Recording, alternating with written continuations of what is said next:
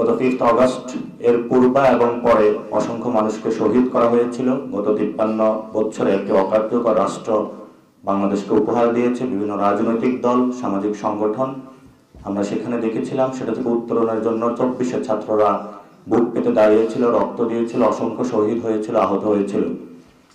গত 53 বছরের একটি অকার্যকর রাষ্ট্র থেকে উত্তরণের জন্য এবং যারা শহীদ হয়েছেন, আহত হয়েছেন, তাদের স্বীকৃতির জন্য আমরা 31 তারিখে এবং বাংলাদেশ রাষ্ট্র নতুন করে পুনর্গঠনের জন্য একটি প্রোক্লেমেশন দিতে চেয়েছিলাম, কিন্তু সেখান থেকে সরকার থেকে উদ্যোগ নেওয়া হয়েছে এবং এটা আমরা প্রাথমিকভাবে একটি আমাদের অর্জন মনে করি।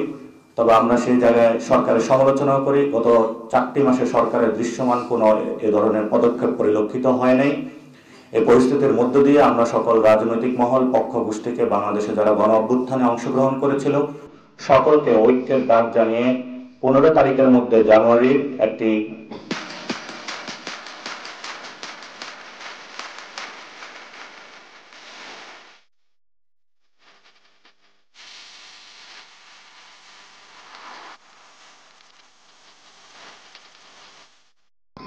ডেডলাইনের মধ্য দিয়ে সরকারকে আমরা এর মধ্যে প্রোক্লেমেশন জাতির সামনে উপস্থাপন করার জন্য শহীদ মিনারে আহ্বান জানিয়েছিলাম।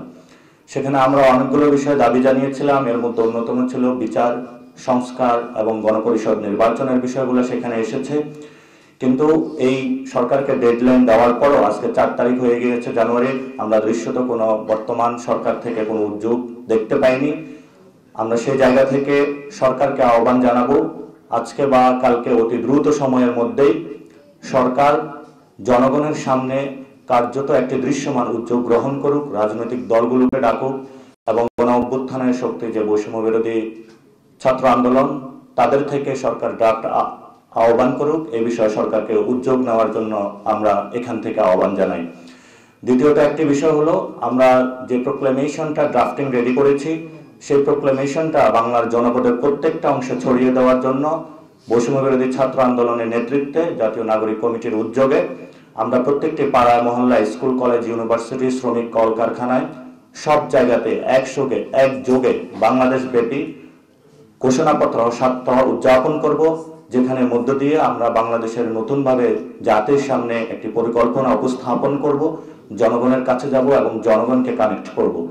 সেই বিষয়ে বাংলাদেশের যারা জনগণ রয়েছেন, আপনাদের আমরা সন্তান রয়েছি এবং আপনারা আমাদেরকে দায়িত্ব দিয়েছেন, সেই জায়গা থেকে আমরা কাজ করছি এবং আপনাদের এই মহামানবতার পরিচয় বাংলাদেশের ইতিহাসে লেখা থাকবে। সেই জায়গা থেকে আপনারা প্রত্যেকে পাড়ায়, মহল্লায় নিজস্ব উদ্যোগে আমাদের ওয়েবসাইট এবং আমাদের ফেসবুক পেজের মধ্যে আমরা লিঙ্কগুলো দিয়ে দিব। সেই ওয়েবসাইট এবং লিঙ্কগুলো থেকে আপনারা প্রত্যেকে লিফলেটটা হলো নিজস্ব জায়গা থেকে প্রিন্ট করে পাড়ায়, মহল্লায় আপনারা বাংলাদেশে একটি দুর্বার আন্দোলন গড়ে তুলুন ঘোষণাপত্রের জন্য, যে ঘোষণাপত্রের মধ্য দিয়ে বাংলাদেশের ভবিষ্যৎ নির্ধারিত হবে।